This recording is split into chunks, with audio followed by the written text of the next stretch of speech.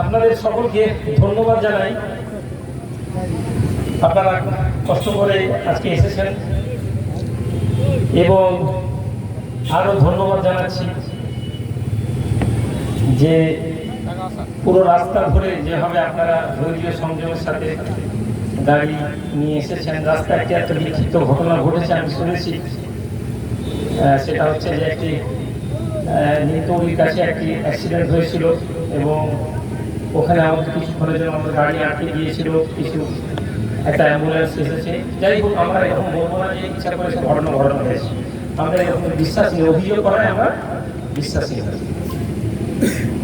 আমাদের প্রচেষ্টা যেটা সবসময় হয়ে এসেছে, যেটা ছিল, সেটা হচ্ছে যে লড়াই একটা আদর্শের লড়াই হোক, লড়াই একটি সমাজকে বার্তা দেওয়ার জন্য হোক।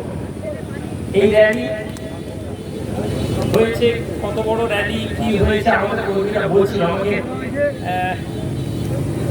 কথাটা ভালো লাগছিল না। আমি সবসময় বলেছি যে আমার লড়াই হচ্ছে আদর্শের লড়াই। এই আদর্শের লড়াইয়ে একটি আইডিওলজি তৈরি করা হচ্ছে মূল লক্ষ্য।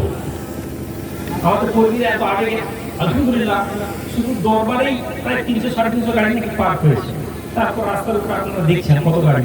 আমার এইগুলো ক্ষমতা দেখানোর উদ্দেশ্য নয়, বাট কর্মীরা এত উৎসাহী হয়ে গেছে, চ্যালেঞ্জ করছি আরেক করে দেখাও, এই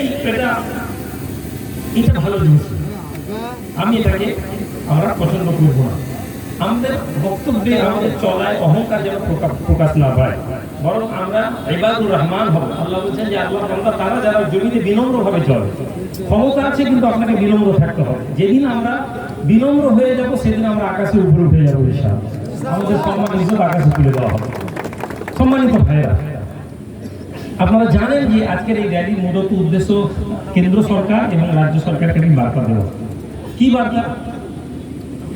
কেন্দ্র সরকারের প্রতিনিয়ত সাম্প্রদায়িক যে পলিসি, প্রত্যেক রাজনৈতিক দলের পলিসি থাকে, সেই পলিসির মধ্যে কেন্দ্র সরকারের একটি পলিসি, সেটা হচ্ছে সংখ্যালঘুদেরকে ভীত করা, সন্ত্রস্ত করা, সংখ্যালঘু মানুষদেরকে আতঙ্কিত করা, সংখ্যালঘু মানুষদেরকে এমনভাবে একটা জায়গায় প্রেজেন্ট করা যাতে তারা ভয় পেয়ে যায় এবং তাদের প্রোপাগান্ডা, এই প্রোপাগান্ডার মধ্যে তারা দিনের পর দিন এই ভারত হিন্দু মুসলিম রাষ্ট্র হয়ে যাবে, 2050 মুসলমানরা দখল করে নেবে, এই মুসলমানদের 40টা বাচ্চা, মিথ্যা মিথ্যা প্রোপাগান্ডা। এই কোরবানি এসে গেল, কোরবানিতে এই এত জানোয়ার কেন, পশু বলি কেন হবে, একটা পোলারাইজেশন করা, হিন্দু এবং মুসলমান দুটো দলে ভাগ করা। আমরা শুরু থেকে এটা প্রতিবাদ করেছি এবং আমরা লড়াই, এই প্রতিবাদ করতে করতে আমাদের লক্ষ্যে এসেছে। তারপরে তারা একটা সময় এসেছে, তারা পশ্চিমবঙ্গের মানুষের প্রতি তাদের রাগ, ক্ষোভ, আক্রোশ অনেক বেড়ে গেছে। আমি আপনাদেরকে ডেটা দিয়ে, যদি আমি ডেটা রেডি করেছিলাম, যদি এত রোদে না আপনাদের কষ্ট করাবো না, আমি এত কষ্ট করবো।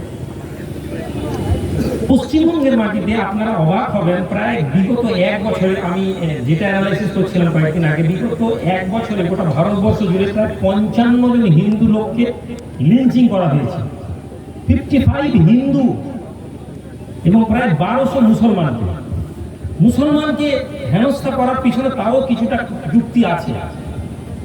কিন্তু 1 বছরে 55 জন হিন্দু মানুষকে লিঞ্চিং করা, কোথাও তাদেরকে ফিজিক্যালি অ্যাবিউজ করা, এটা অ্যাজ এ বাঙালি আমাদেরকে ভাবায়, আমাদেরকে ভাবতে হবে।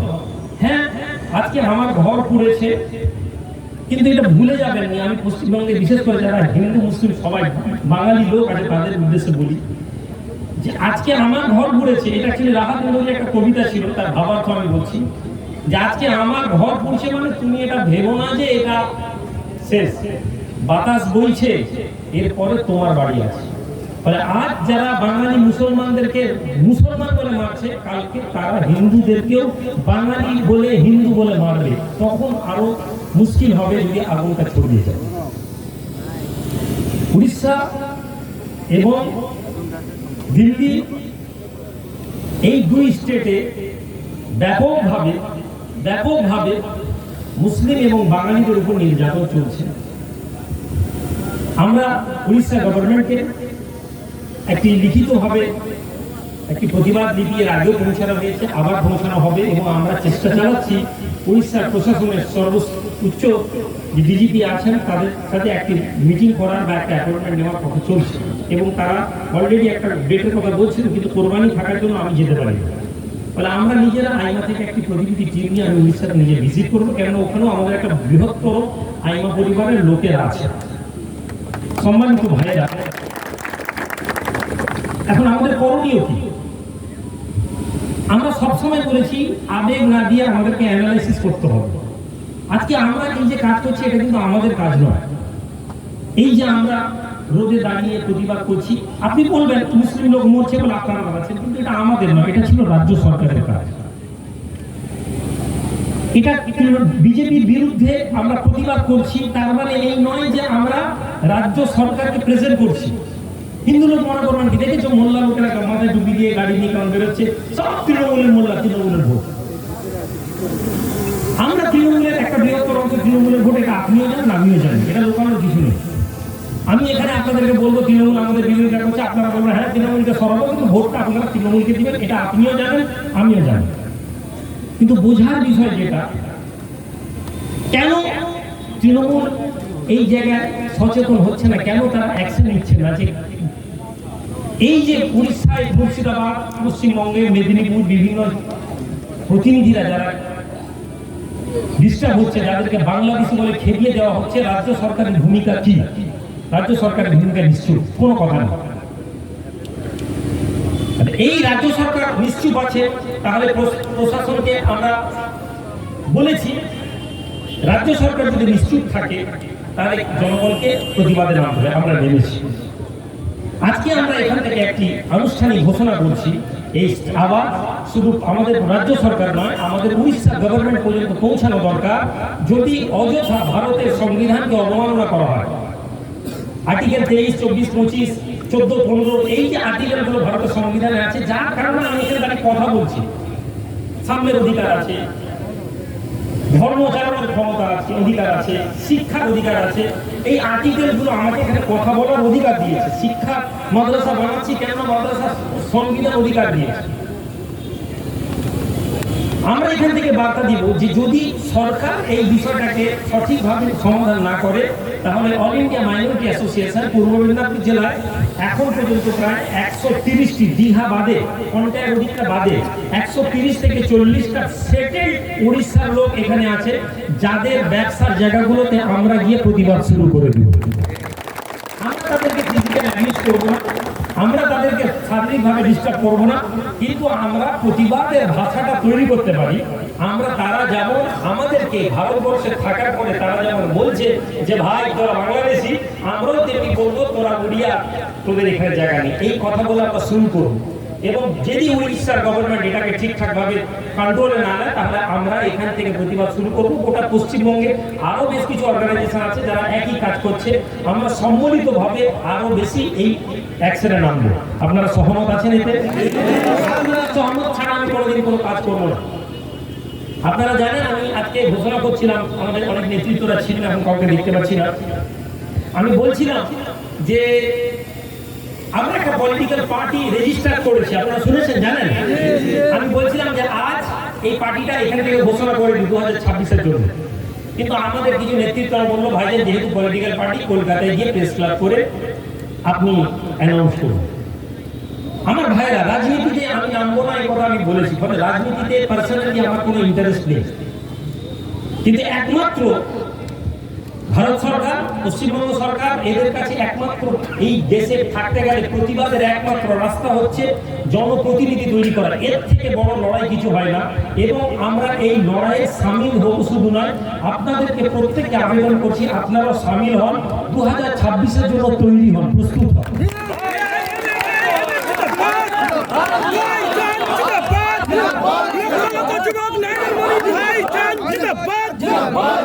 আমি আপনাদের কাছে এটা কেন বলছি, কেননা আপনারা জানেন যে সংখ্যালঘু মানুষদের সবচেয়ে বড় শত্রু যদি কেউ থাকে সেটা সংখ্যালঘু মানুষ। এই পূর্ব মেদিনীপুর জেলার একটি অর্গানাইজড ডিস্ট্রিক্ট আছে পুরো পশ্চিমবঙ্গে, যেখানে অর্গানাইজড ভাবে এখানকার কর্মীরা থাকে, কিন্তু সত্য কথা বলতে কিছু মানুষ যারা ধর্মীয় সুরসুরানি দিয়ে এই জেলায় ডিস্টেন্স তৈরি করছে। আর আমাদেরকে ড্যামেজ করার জন্য আমাদের তৃণমূল আমাদের সামনে আসবে না, বিজেপি আসবে না, কংগ্রেস আসবে না। আমাদেরকে ড্যামেজ করার জন্য আমাদেরই মতন কোনো মোল্লা লোককে এখানে দাঁড় করাবে, যারা মুসলিমদের মধ্যে ডিভাইডেশন তৈরি করবে। আমি আজ 26-এ অনেক আগে ডিক্লেয়ার করছি, পূর্ব মেদিনীপুর জেলায় আমাদের আপিল থাকবে যে কোনো সংখ্যালঘু মানুষের দরদ দিয়ে যারা বলছে যে সংখ্যালঘু মানুষের আমরা হয়ে প্রতিনিধিত্ব করব, আমাদের আপিল থাকবে যে তারা যেন ভোটটা নষ্ট করার গেমে না খেলে। তারা যদি এই জেলায় এসে ভোট নষ্ট করার প্ল্যানে থাকবেন, তো আপনাদের দায়িত্ব হচ্ছে তাদেরকে প্রত্যাখ্যান করা, তাদেরকে ফিরিয়ে দেওয়া। কেননা আমরা যতক্ষণ না এক জায়গায় আমাদের ভোটটা আনতে পারছি, আমাদের পশ্চিমবঙ্গে 71টা কখনো সিট হবে না। ফলে আমি মুর্শিদাবাদে গিয়ে কখনো আমি ওখানে প্রার্থী দেব না, কেননা প্রার্থী দেওয়ার জন্য নয়, বরং আমাদেরকে একটা প্রতিনিধি তৈরি করার ভাবনা ভাবতে হবে। আর যারা এসে ডিস্টার্ব করার জন্য প্রার্থী তৈরি করবে, আপনি নিশ্চিত থাকুন এরা কোথাও না কোথাও বিজেপির হয়ে কাজ করছে অথবা রাজ্য সরকারের হয়ে কাজ করছে। আপনাদেরকে আমি বলি, আপনারা ভাববেন না যে তৃণমূল সরকার যদি বুঝতে পারে, রাজ্য সরকার যদি বুঝতে পারে, তারা জানে মহিষাদল তারা হেরে যাবে, তারা জানে নন্দকুমার তারা হেরে যাবে, তারা জানে পাঁশকুড়া পূর্ব পশ্চিম তারা হেরে যাবে, তারা জানে এটা। পৌর ভোট করলে হলদিয়া এবং পাঁশকুড়া পৌর ভোট তারা হেরে যাবে। যদি তৃতীয় অক্ষ করা হয়, সরকার বিরোধী একটা জোট করা হয়, এই সব জায়গাগুলোতে তাদের জেতার 0% সম্ভাবনা। তাহলে তারা আটকাবে কি করে? তারা সঙ্গে সঙ্গে সংখ্যালঘু ভোটটাকে ভাঙবে। কেননা রাজ্য সরকার বিজেপিকে জায়গা দিবে, কিন্তু আপনাকে আমাকে দেবে না। আজকে যদি আমরা দুটো প্রতিনিধি রাজ্য আমরা যদি এমএলএ তৈরি করতে পারি, তারা জানে যে আগামীতে 20টা এমএলএ তৈরি করার রাস্তায় তৈরি করবে। পঞ্চায়েত ভোটে আমরা করিয়েছি, আমরা দেখেছি, লোকসভা ভোটে আমরা দেখিনি। ফলে আমরা এই বার্তাগুলো এই জন্য করে দিচ্ছি যে আমাদের কাছে পরিষ্কার একটি মেসেজ থাকবে রাজ্য সরকারের। দিদি বলে দিয়েছেন ওয়াকফ নিয়ে লড়লে আমার থেকে বড় শত্রু নেই। দিদি আমরা তো আপনাকে আমাদের ভেবেছিলাম যে আপনারা আমাদেরকে প্রতিনিধিত্ব করছেন। দিদি আমরা মনে করেছিলাম যে আপনি বলবেন ওয়াকফ নিয়ে তোমরা নির্দ্বিধায় প্রতিবাদ করো, কেননা আমরা তোমাদের পাশে আছি, কেননা তোমরা আমাদেরকে ভোট দিয়ে জিতিয়েছো। তোমাদের ভোটের দ্বারাই আমাদের বৃহত্তর সরকারের সংখ্যালঘু ভোটটা পড়েছে, একথা দিদি বলবেন আমরা মনে করেছিলাম। ফলে দিদি বলছেন যে ওয়াকফ নিয়ে প্রতিবাদ করা যাবে না। আমরা প্রতিবাদ আজকে ওয়াকফ নিয়ে শুরু করি, কিন্তু ওয়াকফের ইস্যু নিয়ে বলি যে দিদি যদি আমাদেরকে শত্রু মনে করেন, কেননা ওয়াকফ এমন একটি প্রপার্টি যা দিদির বলায় অথবা কোনো দাদার বলায় অথবা মোদিজির বলায় নয়, ওয়াকফ নিয়ে আমাদের লড়াই ছিল, আছে এবং আগামীতেও থাকবে। আমাদের প্রপার্টি কি কাজে লাগছে, বুদ্ধিজীবী বললাম, 4টা মাথায় টুপি পরা লোক বলবে ওয়াকফের প্রপার্টি কি কাজে লাগে, আমাদের কি কাজে লাগে জানার দরকার নেই। আমার ঘরে 100 বিঘা জমি পড়ে আছে, আমার হাজার হাজার বিঘা যেমন দেবত্ব সম্পত্তি পড়ে আছে, তার কোনো হিসাব কেউ দেয়নি, তেমনি আমার 100 বিঘা জমি নিয়ে হিসাব কাউকে আমি দেওয়ার প্রয়োজন মনে করি না। আমি পারিনি, আমার ছেলে পারবে, আমার ছেলে পারবে না। একটা প্রজন্ম আসবে যেখানে ওয়াকফের জায়গায় আমরা হাজার হাজার স্কুল হসপিটাল তৈরি করবো, সেটা আমাদের দায়িত্ব। আমাদেরকে মোদিজি আমাদেরকে ছেড়ে দিন। আর যদি বলেন যে না বিল পাস করেছি হিন্দু মানুষদেরকে ওয়াকফ সম্পত্তিতে মেম্বার বানাতে হবে, তাহলে আপনারা জেনে নিন আমাদেরকেও আপনার দেবত্ব সম্পত্তিতে যেদিন আপনি পাস করবেন প্রত্যেকটা হিন্দু সম্পত্তিতে মুসলমানদেরকে মেম্বার রাখা হবে, সেদিন হিন্দু ওয়াকফ প্রপার্টিতে হিন্দুদেরকে রাখতে অসুবিধা নেই। না হলে আপনি সাম্প্রদায়িকতার এই কালা আইনকে আমরা মানছি না, আমরা কালা আইন মানব না। এবং এর প্রতিবাদে আপনারা জানেন ওয়াকফ যে বিষয় নিয়ে ভারতবর্ষে বিভিন্ন জায়গায় বিভিন্ন অর্গানাইজেশন কাজ করছে। অল ইন্ডিয়া মুসলিম পার্সোনাল ল বোর্ড, যার কয়েকটি মিটিং আমি নিজে ছিলাম, এবং তারাও অপিল করেছেন। আগামী 13 তারিখ একটি মানববন্ধনের প্রোগ্রাম হয়েছে, আপনারা খবর পেয়েছেন। আমি চিঠিতে আমার কনসাইনমেন্ট আছে, আমি বলেছি একেবারে শান্তশিষ্টভাবে জুমার নামাজের পরে হ্যান্ড টু হ্যান্ড ধরে প্রতিবাদ করুন। এই যে বললাম, দেখুন ক্ষমতা শুধু চেঁচানোতে নেই, গাধা উচ্চ সর্বোচ্চ, খালি চেঁচালে হবে না, চেঁচানোর প্রয়োজন আছে, কিন্তু শুধু চেঁচিয়ে হয় না, অর্গানাইজ হয়। আপনাদের কাছে দীর্ঘায়িত করবো না, এখানে খাওয়া দাওয়া সব ভেজ বিরিয়ানি ঠিক আছে। আমি আপনাদের সকলকে ধন্যবাদ, জিজ্ঞাসা কোথায়, ঠিক আছে, আমি আপনাদের সকলকে ধন্যবাদ জানাই। এবং আবার বলছি আমার ভাইরা, আমি আপনাদের শুকরিয়া আদা করে শেষ করতে পারবো। আমি রাস্তা খরচা আপনাদেরকে দিই, গাড়ি ভাড়া দিই না, কিন্তু যখনই আমি আপনাদেরকে আবেদন করেছি আপনারা এসেছেন। আমি শুধু আবেদন করে যাব আল্লাহর জন্য যে আগামীতেও আমার এই লড়াইয়ে 7 দিন আমি হুজুর কিবলার স্বপ্নকে বাস্তবায়িত করার জন্য আজকে নেমেছি। এই লড়াই এত নিম্নমানের আক্রমণ না করলে হয় না, মানুষকে গালাগালি না করলে হয় না। দিন রাত আমাকে সমালোচনা করে, গালাগালি করে, কাউন্টার করতে মন চায়, কেননা আমি যারা আমাদের বিরুদ্ধে বলে তাদের থেকে আমি অনেক বেশি শিক্ষিত। ফলে আমি তাদেরকে শিক্ষা দিয়ে, যুক্তি দিয়ে কাউন্টার করবো, কিন্তু আমি পারি না, কেননা এত নিম্ন মেন্টালিটি নিয়ে আমি লড়তে পারি না। কেননা আমার একটা স্লোগান আছে, আমার লড়াই আমার বিরুদ্ধে না। আপনারা আজকে এই প্রোগ্রাম সফল করেছেন, ধন্যবাদ। স্কুল মেডিসিনের যে বিষয়টা নিয়ে আমাদের যে এইগুলো এজেন্ডাগুলো ছিল আমরা ডিএমএসপিতে জমা দিয়েছি। মেডিসিন নিয়েও আমাদের রাজ্য সরকারের কাছে আপিল আছে।